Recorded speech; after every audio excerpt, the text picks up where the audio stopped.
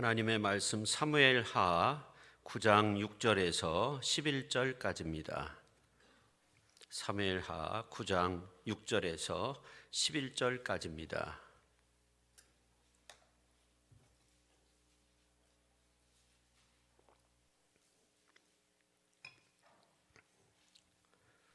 사울의 손자 요나단의 아들 무비보셋이 다윗에게 나와 그 앞에 엎드려 절하매 다윗이 이르되 무비보셋이여 하니 그가 이르기를 보소서 당신의 종이니이다.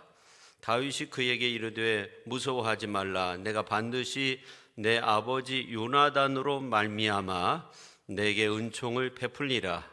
내가 내 할아버지 사울의 모든 밭을 다 내게 도로 주겠고 또 너는 항상 내 상에서 떡을 먹을지니라 하니 그가 절하여 이르되 이 종이 무엇이기에 왕께서 죽은 개 같은 나를 돌아보시나이까 하니라. 왕이 사울의 시종 시바를 불러 그에게 이르되 사울과 그의 온 집에 속한 것은 내가 다 내 주인의 아들에게 주었노니 너와 내 아들들과 내 종들은 그를 위하여 땅을 갈고 거두어 내 주인의 아들에게 양식을 대주어 먹게 하라. 그러나 내 주인의 아들 무비보셋은 항상 내 상에서 떡을 먹으리라 하니라. 시바는 아들이 15명이요 종이 20명이라. 시바가 왕께 아뢰되 내 주 왕께서 모든 일을 종에게 명령하신 대로 종이 준행하겠나이다 하니라. 무비보셋은 왕자 중 하나처럼 왕의 상에서 먹으니라. 아멘. 기도하겠습니다. 하나님 아버지, 부족하고 연약한 거 이 시간 말씀을 증거할 때 우리 모두가 은혜 받고 우리의 삶이 새로워지는 복된 시간으로 성령 하나님께서 함께하여 주옵소서. 예수님의 거룩하신 이름으로 기도 올리옵나이다. 아멘. 전 세계적으로 외화 보유객이 14년째 1위를 기록하고 있는 중국은 지난해 중국 건국 70주년 행사 이후에 세계 패권을 쥘 태세였습니다. 그러다가 중국 우한에서 신종 코로나 바이러스가 생겨났고 이로 인해서 많은 나라가 중국을 멀리하기 시작했습니다. 특히 미국은 중국 총영사관의 폐쇄를 요구하였고 중국도 청도에 있는 미국 총영사관을 폐쇄하여서 미국과 중국은 경제 전쟁을 넘어서 이제 극도의 대치 상태로 나아가고 있습니다. 이러한 일이 생기기까지 많은 요인이 있었지만 그 중에 하나는 가치 체계 충돌이라고 저는 말씀드리고 싶어요. 그 중에 지적 재산의 가치에 대한 절취의 문제가 있는데 오래전부터 미국은 중국이 국가 주도의 스파이 활동을 하고 있다 그렇게 주장을 했고 중국은 이러한 사실을 부정했습니다. 그 중심에 중국 통신업체 화웨이가 있죠. 이러한 문제로 중국과 미국은 갈등을 겪고 있고 사실 그 끝이 보이지 않습니다. 우리 한일 간의 관계 속에서도 여러 가지 충돌이 있죠. 아베가 일본 총리로 있을 때 우리나라 대법원의 판결에 대해서 과거의 잘못을 시인하고 약간의 행동을 취해서도 한일 관계가 이렇게 나빠지지는 않았을 겁니다. 아베는 인권의 가치에 대해서 충분히 이해를 못한 것 같아요. 그래서 한국 대법원의 개인 강제징용 손해배상 판결에 대해서 불만을 표시했고 수출 규제, 화이트 국가에서 한국을 배제하는 그런 카드를 꺼냈습니다. 지금은 이제 스가가 일본의 새 총리가 되었지만 한일 관계는 아직도 불투명한 가운데 있습니다. 한국과 일본의 갈등의 중심에는 개인의 인권의 가치에 대한 견해차가 있음을 알 수 있습니다. 이러한 가운데 일본의 최고 유명 작가 히라노는 일본인들에게 한국 대법원의 강제징용 소송 판결문을 한번 읽어봐라. 국가를 넘어서 징용 피해자 개인의 인간적 불행에 우리는 주목해야 된다. 그런 말을 했습니다. 우리는 이 땅에서 살아갈 때 국가적인 일뿐만 아니라 개개인의 관계 속에서 나타나는 불미스러운 일 가운데 가치에 대한 견해 차이로 나타나는 그러한 경우가 참 많이 있습니다. 그뿐만 아니라 우리가 이 성경에 대한 가치를 어느 정도 두느냐에 따라서 성경을 대하는 태도가 달라질 것입니다. 오늘 이제 본문 말씀도 마찬가지죠. 오늘 이제 말씀 사무엘하 9장에 있는 말씀을 어떤 견해로 보느냐에 따라서 그 가치는 확연히 달라집니다. 세상의 눈으로 보면 전혀 가치가 없는 말씀으로 그렇게 보여질 수도 있어요. 우리가 무비보셋을 보면 잘 알 수 있는데 이 무비보셋의 이름의 뜻은 지독한 치욕이라는 뜻을 가지고 있어요. 이건 이름이 아니라 욕이라고 그렇게 생각할 수 있죠. 그리고 다윗이 그를 찾아서 로드발에서 데려오는데 히브리 말로 로라는 말은 아니라는 말이고 드발이라는 말은 목초지라는 말인데 목초지가 아닌 곳에서 살았다는 거죠. 그러면 무비보셋, 지독한 치욕의 사람이 어디에서 살고 있었느냐? 목초지가 아닌 황무지에서 살고 있었어요.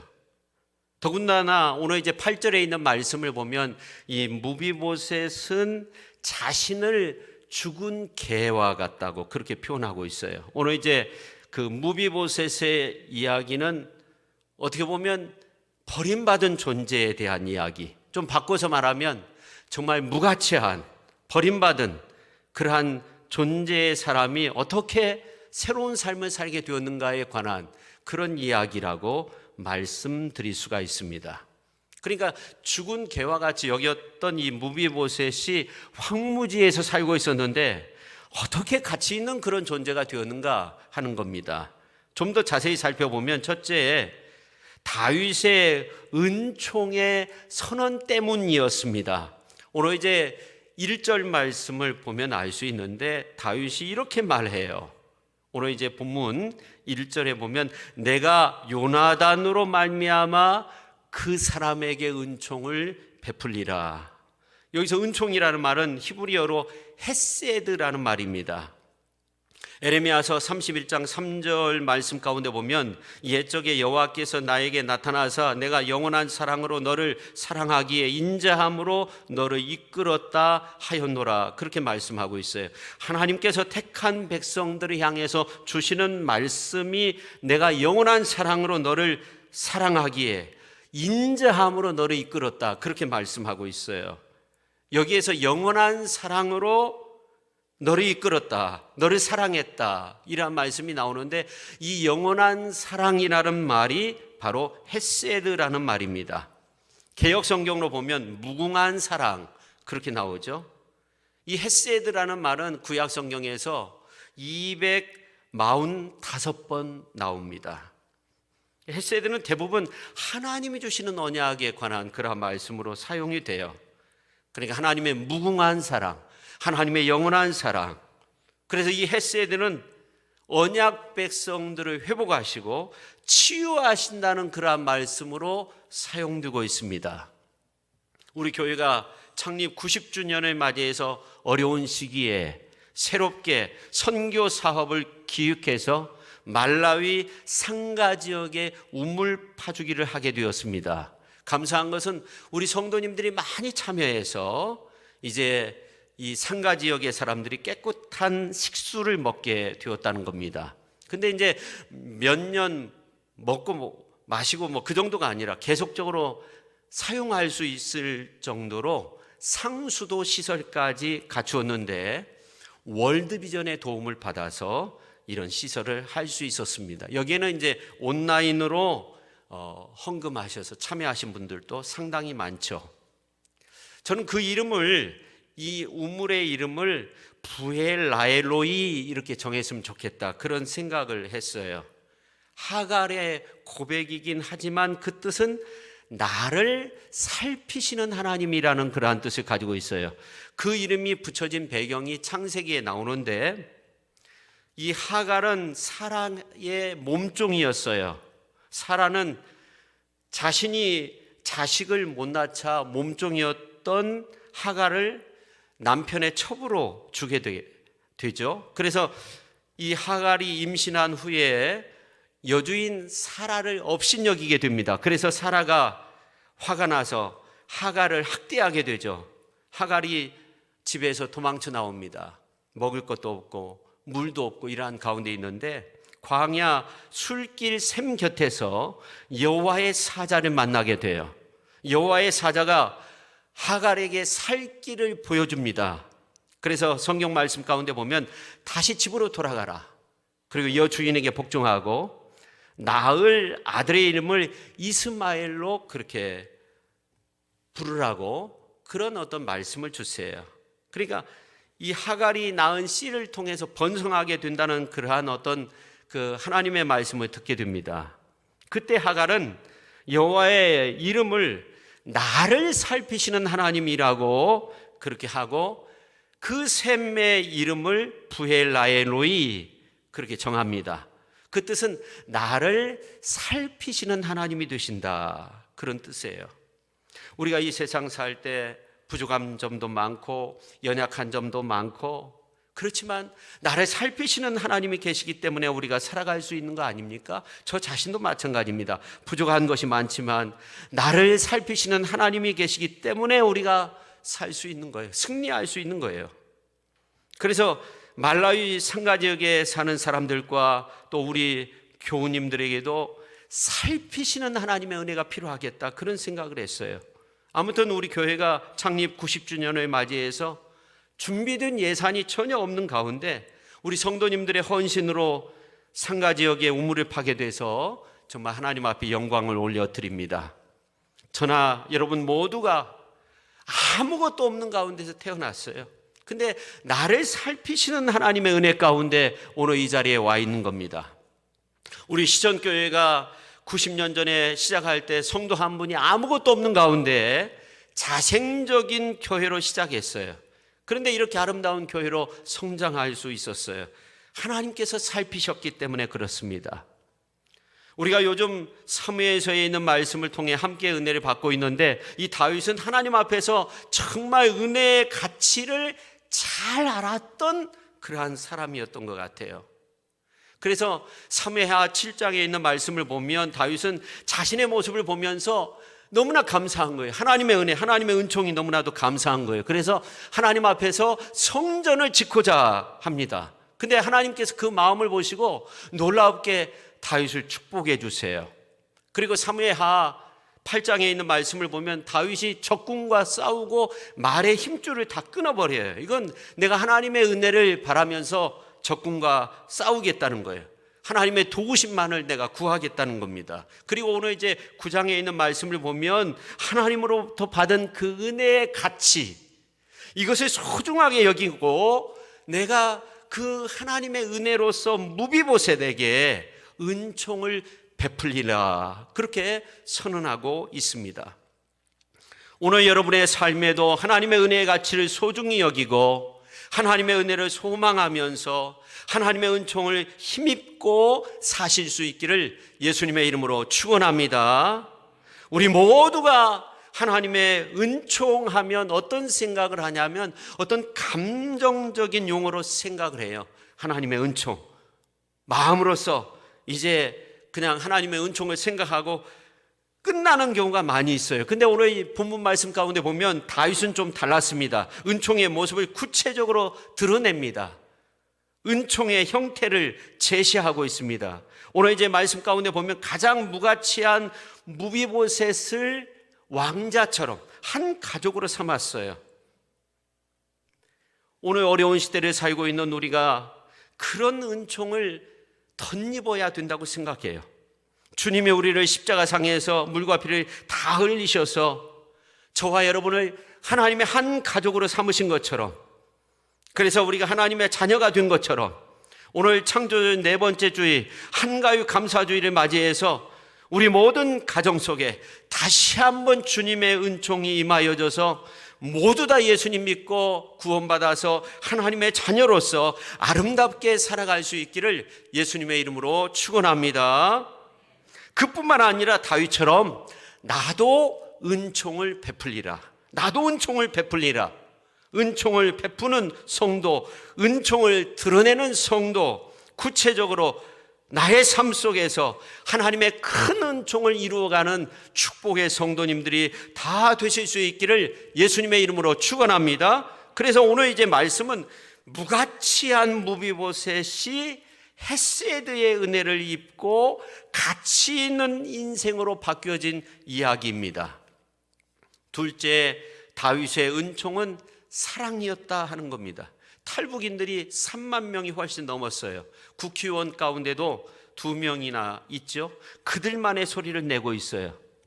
근데 간혹 이 탈북인들의 이야기를 들어보면 간증이 많아요. 하나님을 만난 이야기들이 많이 있어요. 하나님의 은혜로 기적적으로 내가 살아났다는 거예요. 그래서 남한까지 왔다는 거예요. 이제 만나러 갑니다. 이만갑에서 보면 종교 이야기를 하지 않아서 그렇지 대부분 죽음의 사선에서 하나님을 만났다는 그러한 간증이 많이 있어요. 그런 과정에서 선교사들의 도움을 받았고 지하교회의 역할이 컸다고 하는데, 이들의 간증을 들어보면 예수님을 알기도 전에 그냥 예수님의 이름으로 기도했다는 거예요. 어디서 들은 거죠? 근데 기도하니까 하나님께서 들어주셨다는 거예요. 그런 간증을 해요. 그래서 한국에까지 왔다고 하는 분들이 굉장히 많아요. 처음으로 교회에 갔는데 당신은 사랑받기 위해 태어난 사람, 당신의 삶 속에서 그 사랑 받고 있지요. 그런 찬양을 들으면 눈물이 막 쏟아지는 거예요. 3대를 걸쳐서 김부자에게 충성 바치려고 태어난 존재인 줄 알았는데 내가 사랑받기 위해 태어났다는 사실을 처음으로 알게 되는 거죠.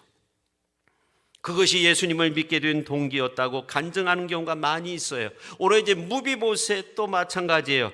그의 살아온 인생 전체의 모습을 보면 아주 비참해요. 사무엘하 4장 4절에 있는 말씀을 보면 그가 5살 때 할아버지 사울 왕과 아버지 요나단이 죽었다는 이러한 소식을 듣고 유모가 품에 안고 가다가 떨어뜨려 가지고 평생 불구자로 살게 돼요. 그리고 어디에서 살았어요? 로드발 황무지에서 살았어요. 그는 항상 두려움 속에 있었어요. 내가 잡히면 죽지 않을까, 이러한 두려움 속에 있었어요. 그래서 오늘 이제 다윗이 무비보셋을 만나가지고 오늘 이제 7절에 있는 말씀 가운데 보면 첫 번째 하는 말이 뭐냐면 무서워하지 말라는 거예요. 그러니까 내가 너의 두려움을 떨쳐버리겠다는 거예요. 이게 중요한 거예요. 이사야서 41장 10절에 있는 말씀을 보면 두려워하지 말라, 내가 너와 함께함이라. 놀라지 말라, 나는 내 하나님이 됨이라. 내가 너를 굳세게 하리라. 참으로 너를 도와주리라. 참으로 나의 의로운 오른손으로 너를 붙들리라. 그렇게 말씀하고 있어요. 이게 복음이죠. 이 복음이라고 하는 것은 우리가 두려워 말라는 거예요. 그러면서 하시는 말씀이 내가 너와 함께함이라. 놀라지 말라. 그러면서 하시는 말씀이 내가 너의 하나님이 됨이라. 그렇게 말씀하고 있어요. 그리고 내가 너를 굳세게 하리라. 참으로 너를 도와주리라. 참으로 나의 의로운 오른손으로 너를 붙들리라. 그렇게 말씀하고 있어요. 하나님이 나의 하나님이 되기 때문에 우리는 두려워하지 말아야 된다는 거예요. 이것이 먼저라는 거죠. 여러분, 두려워하지 마십시오. 힘들어하지 마십시오. 하나님이 함께 하십니다. 마태복음서 9장에 있는 말씀을 보면 12의 혈루증을 앓던 여인이 있었습니다. 예수님의 옷자락만 만져도 구원을 받겠다 이렇게 생각하고 예수님 뒤로 가가지고 겉옷자락을 몰래 만져요. 근데 놀라운 것은 마가복음 5장에 있는 말씀에도 그런 사건이 나오는데 병에서 치유함을 받아요. 그래서 이 여성이 좋아가지고 막 춤을 춘 것이 아니라 이 성경 말씀 가운데 보면 두려워해서 엎드려서 가만히 있었어요. 그때 예수님께서 이 여성을 보고 하신 첫 마디가 뭐냐면 따라 안심하라. 두려워하지 말라는 거예요. 따라 안심하라. 내 믿음이 너를 구원하였다. 두려워하지 말라는 거예요. 사랑 안에 두려움이 없고 온전한 사랑이 두려움을 내쫓나니 두려움에는 형벌이 있습니다. 두려워하는 자는 사랑 안에서 온전히 이루지 못하였느니라. 요한일서 4장 18절에서 말씀하고 있어요. 여기서 말하는 사랑이라고 하는 것은 아가페의 사랑, 하나님의 사랑 안에는 두려움이 없다는 겁니다. 하나님의 사랑 안에는 두려움이 없다는 거예요. 그러므로 여러분이 주님의 사랑 안에 거하는 존재인 줄 알고 두려움을 내쫓아야 돼요. 주님의 사랑 안에는 두려움이 없어요. 요즘 보면 코로나로 인해서 두려움 속에 떨고 있는 분들이 많이 있어요. 오래전 이야기인데 벌써 이제 수개월 됐는데 자신이 코로나에 걸렸다고, 바이러스에 걸렸다고 이렇게 생각을 했어요. 너무나 두렵기도 하고 나로 인해서 다른 사람에게 큰 피해가 되었다고 생각해가지고 자살을 했어요. 근데 검사를 했는데 음성으로 판정이 됐어요. 우리가 만용을 부려서는 안 되죠. 그렇지만 너무나 두려워할 필요도 없어요. 우리가 정말 조심해야죠. 근데 막 두려움에 사로잡혀서 살 필요는 없는 거예요. 우리가 아주 중요한 귀착점을 오늘 말씀을 통해서 발견할 수 있는데, 성도가 사는 능력이 어디에 있느냐 하는 거예요. 힘에 있는 것이 아니에요. 능력에 있는 것이 아니에요. 물질에 있는 것이 아니에요. 오직 오늘 본문 말씀에 나오는 은총, 헤세드, 하나님의 은혜, 하나님의 은총 가운데 하나님의 사랑 속에 있는 줄로 믿으시기를 바랍니다. 오늘 우리가 하나님의 전에 나와서 예배 드림도, 내가 어려움 속에서 사명을 감당하는 것도 내 힘으로 하는 것이 아닙니다. 하나님의 은총입니다. 한없이 부어주시는 하나님의 은총 속에 저와 여러분이 서 있는 줄로 믿으시기를 바랍니다. 오늘 이제 사무엘하 9장에 있는 말씀을 보면 이 사실을 저는 깨달아야 된다고 생각해요. 이 말씀을 통해서 바꾸고 말하면 지금 나는 하나님이 부어주시는 은혜 속에 있다는 거예요. 그리고 그 은혜 속에 살겠다고 다짐하고 있는 거예요. 지금 다윗이 과거의 모습을 보니까 하나님의 은혜 속에서 살았어요. 하나님의 보호하심이 있었어요. 그리고 내가 지금 하나님의 은혜 속에 서 있으니까 내가 하나님의 은총, 하나님의 은혜, 하나님의 헤세드, 그 은혜를 베풀리라, 그렇게 선언하고 있는 겁니다. 우리도 마찬가지예요. 우리도 만 가지 은혜를 주님께로부터 받았어요. 이제 남은 인생 다윗처럼 그 사람에게 은총을 베풀리라 선언하시고 그 가운데서 살아가는 귀한 성도님들이 다 되실 수 있기를 예수님의 이름으로 축원합니다. 미국의 어느 가정에서 있었던 일인데, 3남 1녀를 둔 가정의 막내가 딸이었는데, 빅토리아였는데 갑자기 폐렴 증세로 앓다가 병상에 누웠는데 11살 때 식물인간이 되어버린 거예요. 운동도 잘하고 아주 건강하고 뭐 사고를 당한 것도 아니고 갑자기 일어난 일이었어요. 얼마 안 있다 의사들이 더 이상 살 가능성이 없다, 뇌사 판정을 내렸어요. 근데 부모와 새 오빠가 있었는데 반드시 이 동생이, 이 딸이 살아날 것이다, 그런 믿음을 가지고 하나님의 은혜, 하나님의 은총을 구했어요. 빅토리아를 극진히 간호했어요. 특별히 하나님의 은총을 어머니가 그렇게 간절히 기도했는데 뇌사 상태로 4년 있다가 극적으로, 기적적으로 빅토리아 알렌이 의식을 회복하게 돼요. 근데 무의식에서 깨어난 이제 빅토리아는 나는 4년 동안 의식이 있었다는 거예요. 근데 몸을 전혀 움직일 수 없었고 아무것도 할 수 없었다는 거예요. 근데 가족들의 기도, 그리고 긍정적인 그러한 말, 이러한 말 속에서 포기하지 않을 수 있었다 하는 거예요. 근데 다른 감각은 다 되돌아왔는데 다리의 감각은 돌아오지 않았어요. 그의 꿈이 있었는데 뭐냐면 수영선수였어요. 꿈을 포기하려고 하는데 가족들이 이번에도 하나님 앞에 기도를 하면서 포기하지 말라고, 하나님의 큰 은총이 이 동생에게, 이 딸에게 임할 수 있도록 해달라고 그렇게 간절히 기도했어요. 그래서 결국 이 여성은 다리를 쓰지 않고 수영을 잘할 수 있게 됐어요. 그래서 7년 뒤에 빅토리아는 미국 국가대표가 돼가지고 런던 패럴림픽에 참가해서 세계 금메달을 따냈고 신기록을 수립하게 돼요. 그리고 놀라운 일이 일어났어요.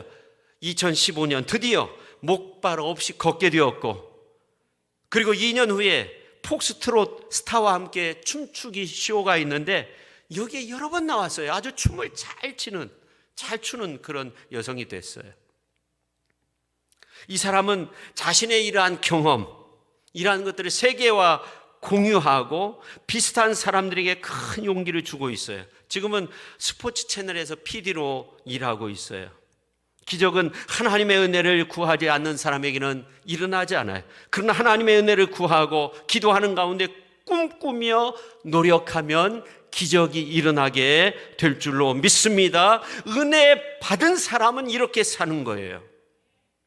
참다운 인간의 길은 사랑에 있는 거예요. 어떤 사랑일까? 우리가 한번 생각해 보면 수직적으로 하나님을 우리 마음 정성 뜻 다해 목숨 다해 사랑해야 돼요. 수평적으로는 우리의 이웃을 내 몸처럼 그렇게 사랑할 수 있어야 돼요. 그럼 이웃을 향한 사랑은 어떤 사랑인가? 우리가 한번 생각해 보면 아무도 찾지 않을 때 찾아줄 수 있는 사랑. 나는 가치 없는 인생이라고 이렇게 생각하는 사람들에게 찾아가서 존재의 가치를 일깨워 줄 수 있는 사랑. 힘없이 주저앉아 있을 때 당신은 사랑받기 위해 태어난 사람이라고 그렇게 용기와 힘을 줄 수 있는 사랑이죠. 여러분이 그런 사랑 안에서 기뻐하고 그런 사랑을 드러내는 존재가 될 때 하나님께서 정말 기뻐하시는 그러한 훌륭한 믿음의 사람이 될 수 있을 겁니다. 헤세드의 사랑을 나타내 줄 수 있는 저와 여러분 모두가 될 수 있기를 예수님의 이름으로 축원합니다. 그 다음에 세 번째, 다윗의 헤세드의 사랑은 한결같은 사랑이었다 하는 거예요. 오늘 이제 후반부에 있는 말씀을 보면 이 다윗은 은총의 모습을 그대로 드러내요. 오늘 이제 9절 10절에 있는 말씀을 이렇게 보면 사울 왕에게 속했던 재산, 그리고 시바라는 그러한 종을 무비보셋에게 다 붙여줘요. 다 줘요. 그리고 어떻게 되냐면 오늘 이제 13절 전반절에 있는 말씀을 보면 왕의 상에서 먹게 되고 예루살렘에서 살게 됐어요. 개처럼 지냈어요. 죽은 개처럼 황무지에서 숨어서 두려움 속에서 사는 인생이 완전히 바뀌었어요. 근데 저는 궁금한 것이 있어요. 그건 뭐냐면 정말 무한한 은혜죠. 다윗을 통해서 얻은 경험한 은혜이지만 헤세드의 은혜거든요. 무한한 은혜를 경험한 이 무비보셋은 과연 사랑에 대해서 좀 배웠을까 하는 거예요. 최악의 상처가 있었는데 죽은 개처럼 자신을 여겼는데 과연 사라졌을까? 쓴뿌리가 있었어요. 자신을 향해서 죽은 개라고 그렇게 표현하잖아요. 자기에 대한 피해의식이 있었어요. 또 다윗에 대한 어떤 악한 감정도 있었을 거예요. 근데 이러한 것들이 다 해소되었는가 좀 궁금해요. 제가 왜 이러한 생각을 갖게 되었냐면 저와 여러분도 하나님의 무궁한 사랑을 받은 사람들 아닙니까? 하나님의 큰 은총을 받은 사람들 아닙니까? 우리의 모습을 보면 아직도 쓴뿌리를 가지고 있는 경우가 너무나도 많이 있어요. 피해의식을 가지고 있는 경우도 많이 있어요. 하나님의 무한한 은총을 받은 자이지만 무비보셋이 살았던 로드발과 같은 황무지와 같은 그러한 곳에서 사는 분들이 많이 있어요. 코로나 시대에 때는 이때다 하고 그냥 아예 숨어서 지내는 분들도 많이 있어요. 연락 끊고 지내는 분들도 있더라고요. 하나님의 사랑이 무한하면 할수록 우리의 상처도 다 치유되고 우리가 가지고 있는 피해의식도 다 사라지고 우리가 가지고 있는 컴플렉스나 이러한 모든 것들이 다 없어지고 그러면 좋은데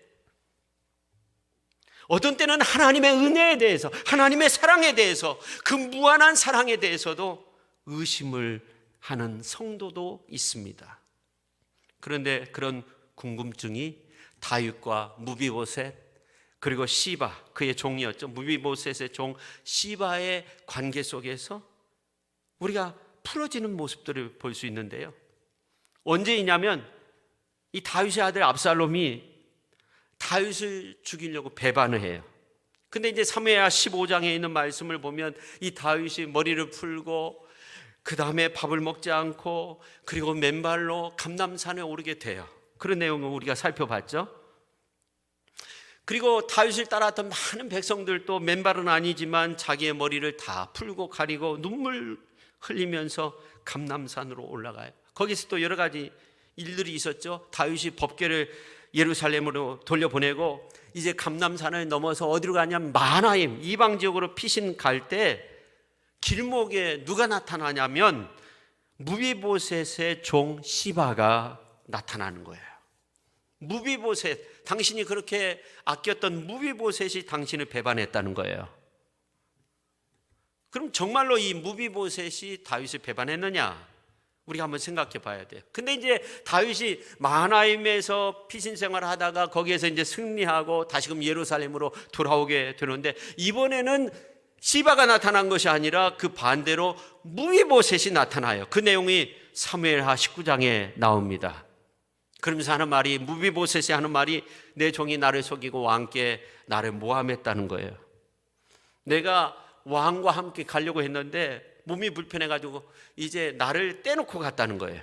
시바가 나를 속였다는 거예요. 근데 이제 재밌는 것은 19장 26절에서 30절에 있는 말씀을 보면 이 무비보셋이 다윗과 함께 가지 않고 제가 볼 때는 일부러 좀 그 자리를 피한 것 같아요.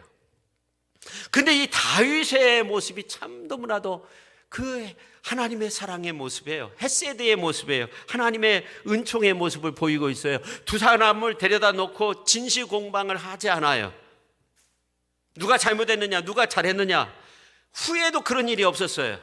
두 사람 말을 다 들어요. 다 수용해 줘요. 특히 이 무비보셋의 말을 다 들어줘요.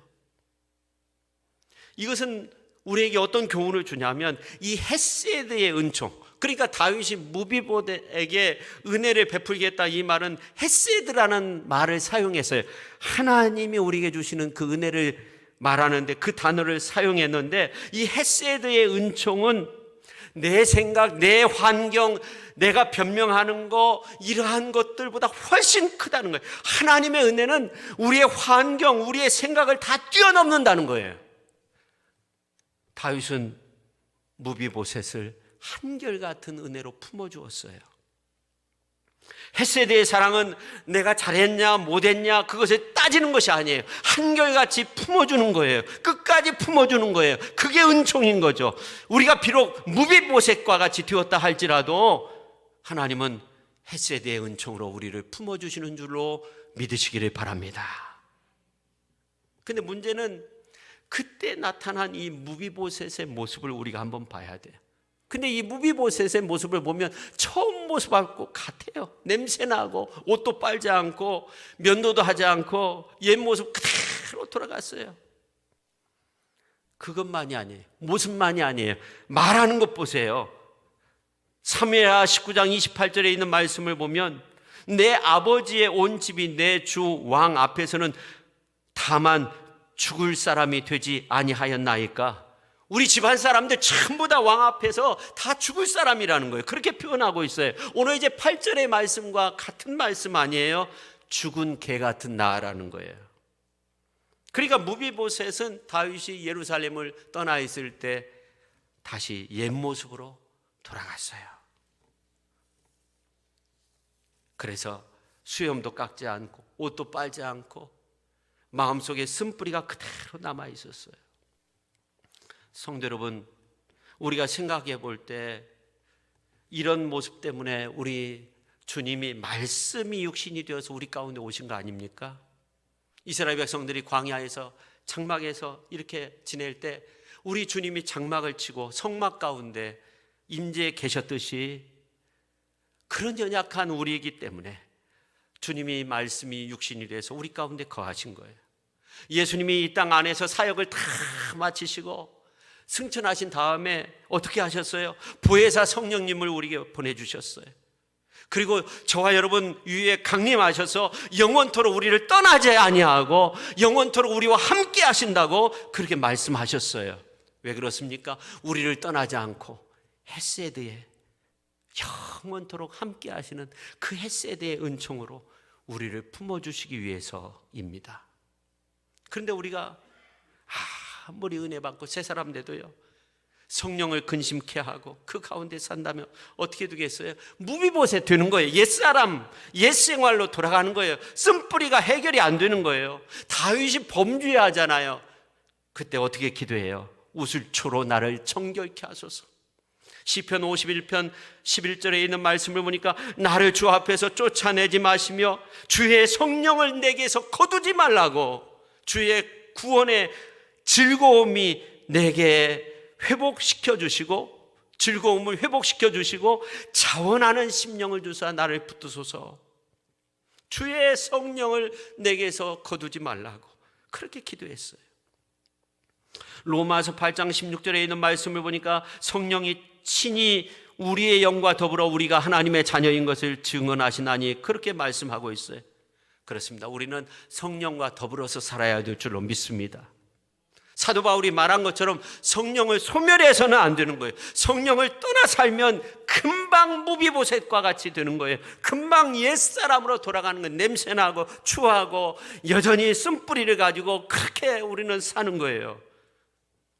언제나 성령 안에서 살아서 주님의 은총, 주님의 큰 사랑을 경험하는 저와 여러분 모두가 될 수 있기를 예수님의 이름으로 축원합니다. 이제 말씀을 마치려고 해요.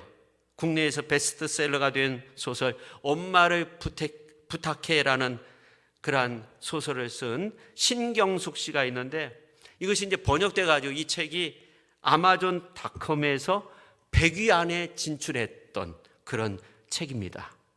근데 이 신경숙 씨가 작가의 길로 가게 된 계기가 있는데, 그가 반성문을 썼다는 거예요. 학창 시절에 영등포 여고를 다닐 때 신경숙 씨는 너무나도 어렵게 지냈어요.